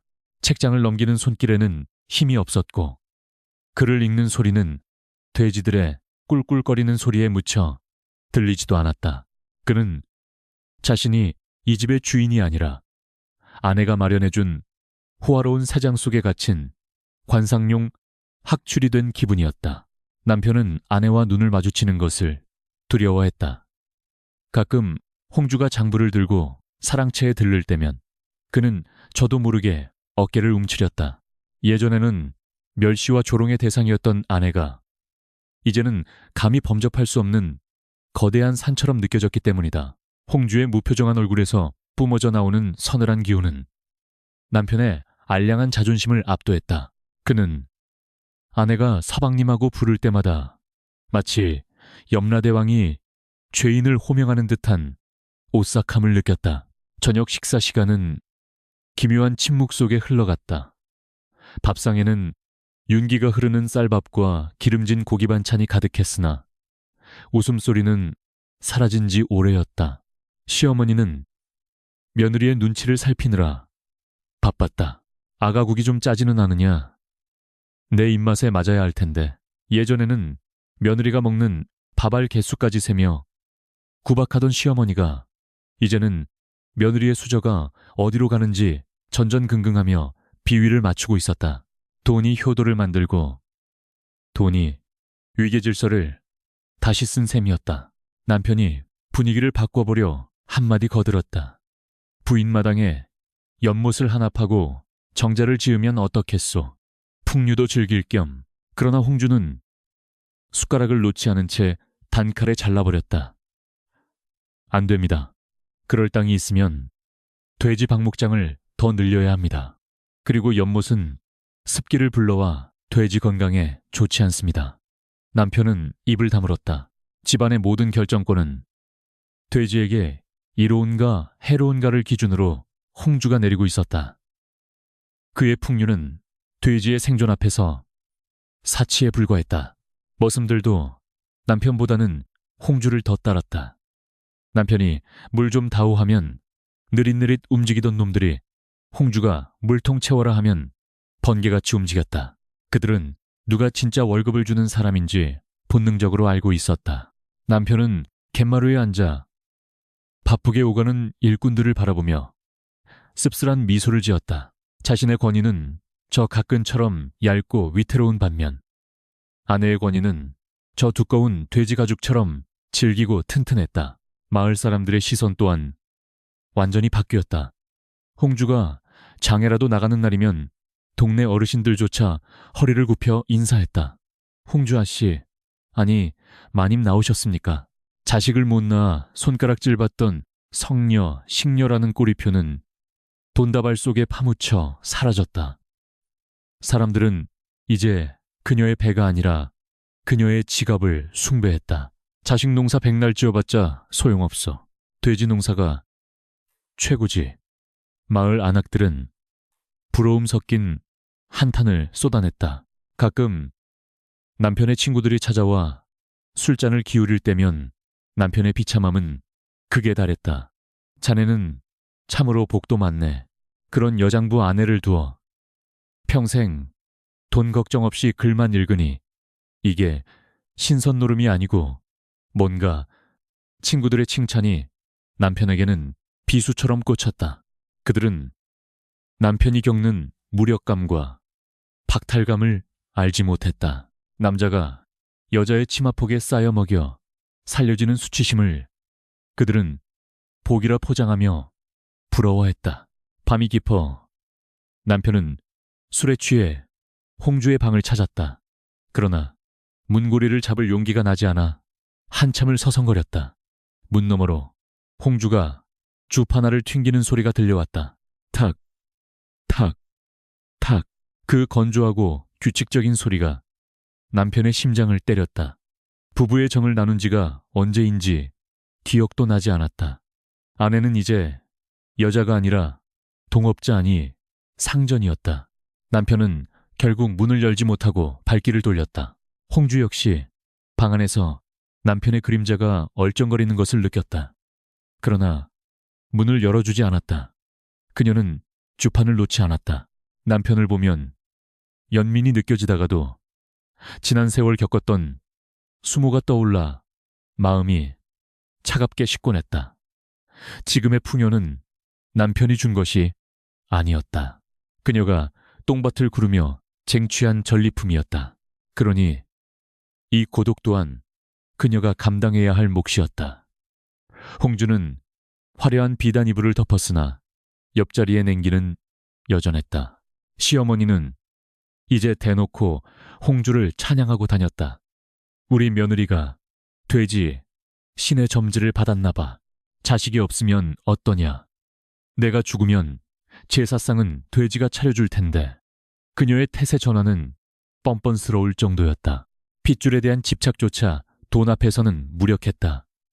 홍주는 그런 시어머니를 보며 혐오감 대신 묘한 안쓰러움을 느꼈다.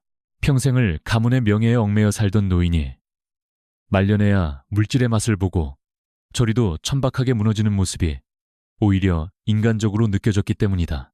어느 날 밤 남편이 술에 취해 마당에서 소리를 질렀다. 나는 허수아비다. 비단 옷 입은 허수아비야. 이 집의 주인은 내가 아니라 저 돼지 새끼들이란 말이다.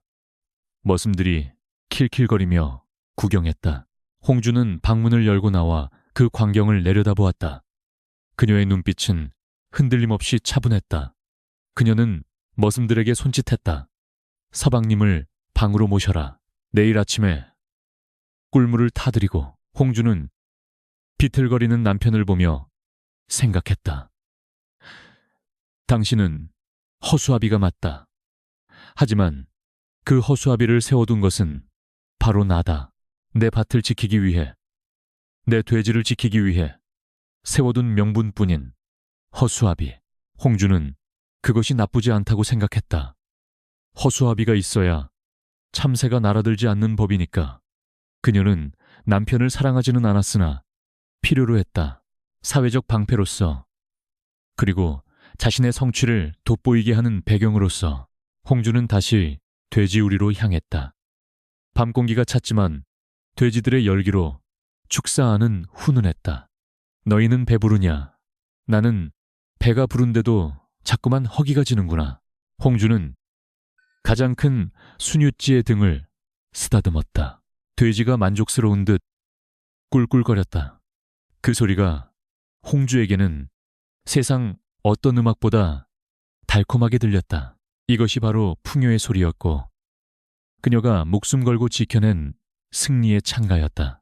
가을거지가 끝나고 곳간이 그 어느 때보다 가득 찼을 무렵 집안에는 다시금 묘한 긴장감이 감돌기 시작했다.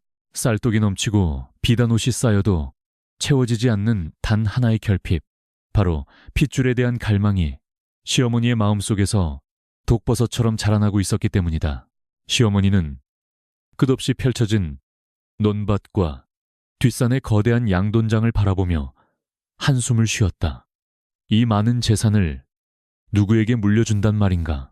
내 아들이 죽고 나면 족보에도 없는 먼 친척놈들이 달려들어 뜯어먹을 텐데. 풍요가 가져다준 또 다른 형태의 불안이었다.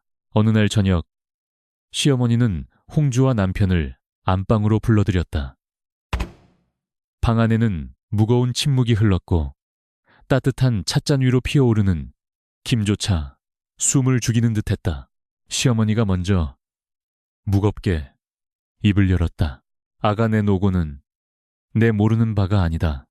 내 덕에 우리 집안이 이만큼 일어선 것도 안다. 허나 시어머니는 말끝을 흐리며 남편을 힐끔 쳐다보았다. 남편은 찻잔만 만지작거릴 뿐 홍주의 눈을 피했다. 대다이가 끊기면 이 모든 부귀영화도 헛것 아니겠느냐. 본론은 뻔했다. 제대로 된 집안의 규수를 소실첨로 들이자 예전 월선이 같은 천한 것 말고 몰락한 양반가의 딸이라도 데려와서 아들을 낳게 해야겠다.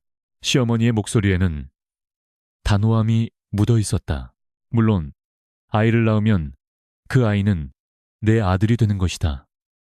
너는 안방마님으로서의 자리를 지키고 그 여자는 그저 시바지 노릇만 하게 할 테니 걱정 말거라. 며느리의 자존심을 세워주는 척했지만 결국은 다른 여자의 배를 빌려 홍주가 이룬 재산을 물려주겠다는 소리였다. 홍주는 찻잔을 들어 입으로 가져갔다. 차는 식어 있었고 입안의 감도는 맛은 썼다. 분노나 슬픔은 느껴지지 않았다. 다만 지독한 혐오감이 가슴 밑바닥에서 차올랐다. 내가 똥밭을 구르며 번 돈으로 남편의 잠자리 시중을 들 여자를 사오겠다니 그 뻔뻔한 발상에 헛웃음이 나올 지경이었다. 그러나 홍주는 표정을 바꾸지 않았다. 그녀는 이미 감정 따위에 휘둘리는 유약한 여인이 아니었다. 그녀는 철저한 장사꾼의 눈으로 이 거래를 계산하고 있었다. 남편이 조심스럽게 거들었다. 부인 조상님들을 뵐 면목이 없어서 그러오. 내 죽어서 제사상이라도 받아야 하지 않겠소. 부인이 이해해 주시오. 그는 죽은 조상을 방패막이 삼아 자신의 욕망을 정당화하고 있었다. 홍주는 남편의 비겁한 눈빛을 똑바로 응시했다. 그 눈빛 속에는 아들에 대한 집착과 동시에 홍주가 쥐고 있는 돈 주머니에 대한 탐욕이 비쳐 보였다. 그래, 혼례를 치르려면 돈이 꽤 들 텐데요. 홍주가 차분하게 물었다. 시어머니는 홍주가 허락한 줄 알고 화색이 돌았다. 그렇지. 양반과 규순이 예물도 갖춰야 하고 집도 한 채 따로 마련해줘야 하지 않겠느냐. 네가 곳간 열쇠를 쥐고 있으니 넉넉하게 좀 풀어라. 시어머니는 벌써 손주를 본 듯 들떠 있었다. 그들은 홍주가 당연히 돈을 내놓을 것이라 믿었다. 칠거지약의 굴레와 가문의 명분 앞에서 여자는 순종해야 한다고 배웠으니까. 홍주는 찻잔을 내려놓았다. 달그락하는 소리가 방 안의 정적을 깼다. 어머니, 서방님, 두 분의 뜻이 정 그러하시다면 소시를 들으십시오. 제가 막지 않겠습니다. 시어머니와 남편의 얼굴에 안도감이 스쳤다. 그러나 홍주의 말은 거기서 끝나지 않았다. 하지만 단 한 푼도 제 곳간에서 나갈 수는 없습니다. 시어머니의 표정이 순식간에 굳어졌다. 뭐라, 그게 무슨 소리냐. 홍주는 서늘한 미소를 지으며 말을 이었다. 이 집안의 재산은 제가 돼지를 키워본 것입니다. 제 피와 땀이 서린 돈으로 제 남편과 살 섞을 여자의 비단 옷을 해 입힐 수는 없습니다. 정대를 잇고 싶으시다면 서방님이 직접 글을 써서 파시든 어머니가 태바느질을 하시든 해서 돈을 마련하십시오. 그리고 그 여자가 낳을 아이도 제 돼지판 돈으로는 키울 수 없습니다. 이 이독한 년, 네가 기어이 집안을 말아먹으려 작정했구나. 시어머니가 고함을 질렀다. 재산이 다 네 것이냐? 이 집안의 것이다. 홍주는 눈 하나 깜짝하지 않고 받아쳤다. 그럼 제가 오늘부로 일을 놓겠습니다. 돼지들도 다 팔아버리고 저는 친정으로 돌아가겠습니다. 빈 껍데기만 남은 이 양반집에서 족복 끌어안고 며느리 셋이든 넷이든 들이시지요. 다시 예전처럼 찬밥에 물 말아 드시며 사시겠습니까? 그것은 협박이 아니라 통보였다. 홍주의 말에 방 안에는 찬물을 끼얹은 듯한 정적이 흘렀다. 시어머니와 남편은 공포에 질렸다. 그들은 이미 기름진 고기 맛과 따뜻한 비단옷의 감촉에 중독되어 있었다. 다시 예전의 그 춥고 배고팠던 시절로, 빚쟁이에게 시달리던 시절로 돌아갈 수는 없었다. 명분도 핏줄도 중요했지만 당장 눈앞의 안락함을 포기할 용기는 그들에게 없었다. 남편이 떨리는 목소리로 말했다. 부인, 너무 야박하지 않소. 홍주는 남편을 싸늘하게 내려다보았다. 야박하다 하셨습니까? 자식 못 낳는 아내에게 다른 여자 데려오는 돈까지 내놓으라는 것은 인륜입니까? 선택하십시오. 죽은 조상입니까? 아니면 산 돼지입니까? 남편은 고개를 떨구었다. 그는 알고 있었다. 자신은 결코 홍주가 만들어내는 돈을 떠날 수 없음을. 그는 결국 조상 대신 돼지를 택했다. 양반의 자존심보다 당장의 배부름이 더 중요했던 것이다. 시어머니 역시 입술을 부들부들 떨면서도 더 이상 반박하지 못했다. 그녀는 분한 마음에 가슴을 치며 돌아앉았다. 며느리에게 경제권을 빼앗긴 시어머니의 비참한 패배였다. 홍주는 자리에서 일어났다. 더 하실 말씀 없으시면 저는 물러가겠습니다. 내일 아침에 도축장에 보낼 돼지를 선별해야 해서요. 홍주는 뒤도 돌아보지 않고 방문을 열었다. 찬 밤바람이 훅 끼쳐 들어와 방 안에 눅눅한 욕망의 냄새를 흩어놓았다. 마루로 나온 홍주는 깊은 숨을 들이마셨다. 승리감은 없었다. 다만 가슴 한구석이 뻥 뚫린 듯한 허전함이 밀려왔다. 가족이라는 이름으로 묶여있지만 철저하게 이해타산으로만 연결된 관계, 돈이 없으면 언제든 끊어질 이 위태로운 줄타기가 그녀의 삶이었다. 홍주는 자신의 손을 내려다보았다. 거칠고 투박한 손, 이 손이 지켜낸 것은 사랑이 아니라 생존이었다. 홍주는 어두운 마당을 가로질러 돼지우리로 향했다. 인기척을 느낀 돼지들이 꿀꿀거리며 다가왔다. 홍주는 울타리에 기대어 돼지들을 바라보았다. 그래, 차라리 너희가 낫다. 너희는 밥을 주면 살을 찌워 보답이라도 하지. 홍주는 쓴 웃음을 지었다. 이제 이 집안에 그녀의 핏줄은 영원히 없을 것이다. 하지만 상관없었다. 이 수십 수백 마리의 검은 돼지들이 바로 그녀의 자식이자 그녀가 세상에 남길 유일한 족보가 될 테니까. 밤하늘에는 별이 총총했다. 홍주는 결심했다. 내 돈은 나를 위해 쓸 것이다. 그리고 나를 배신하지 않는 이 짐승들을 위해 쓸 것이다. 그것이 성녀 신유 홍주가 이 잔혹한 세상에 복수하는 방식이자 스스로를 사랑하는 방식이었다. 강산이 3번이나 바뀌는 세월이 흘렀다. 홍주의 검던 머리칼에는 하얀 서리가 내려앉았고 꼿꼿하던 허리는 굽어 지팡이에 의지하게 되었다. 그 긴 시간 동안 홍주의 집은 단순한 부잣집을 넘어 고을 전체를 먹여 살리는 거대한 농장으로 변모해 있었다. 뒷산을 가득 메운 수백 마리의 흑돼지들은 홍주의 자부심이자 살아있는 전설이었다. 사람들은 그녀를 더 이상 성녀라 부르지 않았다. 대신 존경과 경애를 담아 흑돈과 헤이툰자의 데모다모라 칭했다. 남편과 시어머니는 이미 오래전에 세상을 떠났다. 시어머니는 죽는 순간까지도 기름진 고기 맛을 즐기며 호사스럽게 살다 갔고, 남편은 끝내 아들을 보지 못한 한을 품은 채 눈을 감았다. 홍주는 그들의 무덤을 양지 바른 곳에 써주었고, 제사상에는 을에 올리는 닭 대신 가장 크고 실한 돼지 머리를 올려주었다. 그것은 홍주 나름의 예우이자 평생을 형식과 명분에 얽매여 살았던 남편에 대한 마지막 해악이었다. 홍주는 지팡이를 짚고 농장을 둘러보는 것으로 하루를 시작했다. 예전처럼 직접 똥을 치우지는 않았으나 그녀의 눈썰미는 여전히 매서웠다. 저 녀석은 다리를 저니 격리하고, 이 녀석은 곧 새끼를 낳겠구나. 짚을 더 깔아주거라. 그녀의 말 한마디는 곧 법이었다. 농장에는 수십 명의 일꾼들이 일하고 있었는데 그들의 표정은 하나같이 밝았다.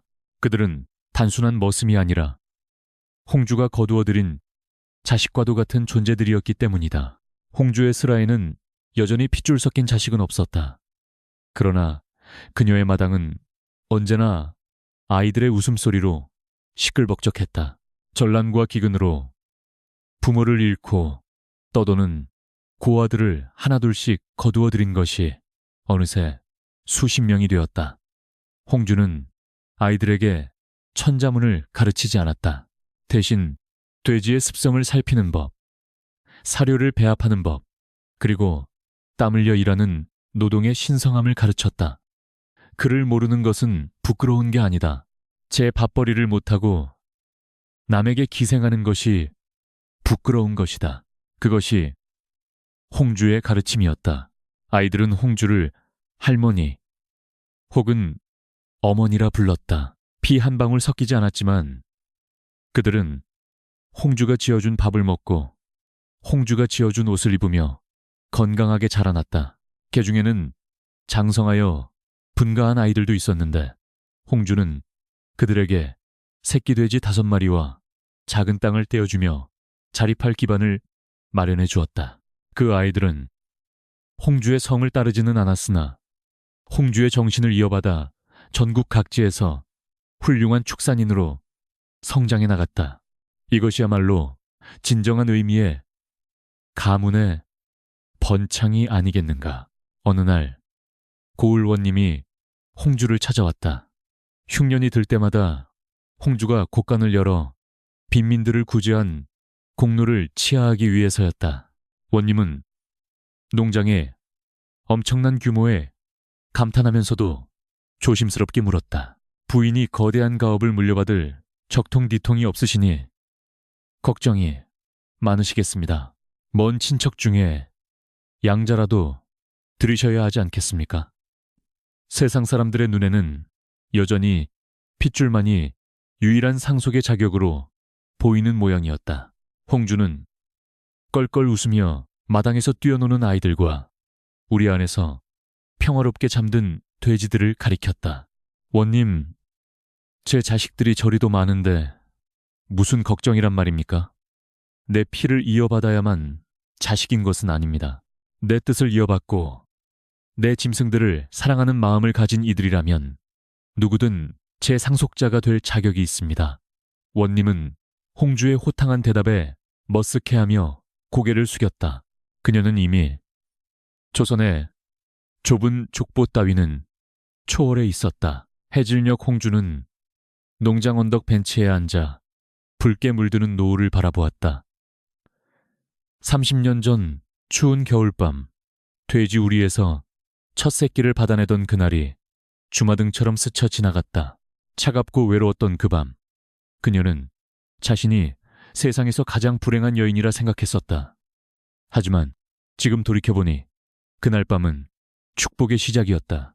인간에게 버림받았기에 짐승의 어미가 될 수 있었고, 자식을 낳지 못했기에 세상에 버려진 아이들을 품을 수 있었다. 그래, 나는 실패한 며느리가 아니었다. 홍주는 주름진 손을 들어 자신의 가슴을 쓸어내렸다. 비어있다고 생각했던 자궁은 사실 더 큰 사랑을 담기 위한 그릇이었다. 그녀는 한 남자의 아내, 한 가문의 며느리라는 작은 껍질을 깨고 나와 생명을 기르고 먹이는 만물의 어머니로 거듭난 것이다. 남편이 그토록 집착했던 족보책은 썩어 없어지겠지만 홍주가 남긴 생명의 족보는 이 땅 위에 영원히 살아 숨쉴 것이었다. 그때 막내 고아 아이 하나가 달려와 홍주의 품에 안겼다. 할머니 복동이가 또 새끼를 낳았어요. 10마리나 낳았어요. 아이의 흙 묻은 얼굴이 해맑게 빛났다. 홍주는 아이의 머리를 쓰다듬으며 환하게 미소 지었다. 그래, 가보자. 또 하나의 생명이 찾아왔구나. 홍주는 지팡이를 짚고 일어섰다. 노을빛을 받아 길게 늘어선 그녀의 그림자가 농장 전체를 포근하게 감싸 안았다. 돼지들의 평온한 숨소리와 아이들의 웃음소리가 어우러져 한편의 교향곡처럼 울려 퍼졌다. 그것은 그 어떤 제사상의 축문보다 더 숭고하고 아름다운 홍주의 인생을 찬양하는 노래였다. 성녀 홍주. 그녀는 그렇게 전설이 되었다.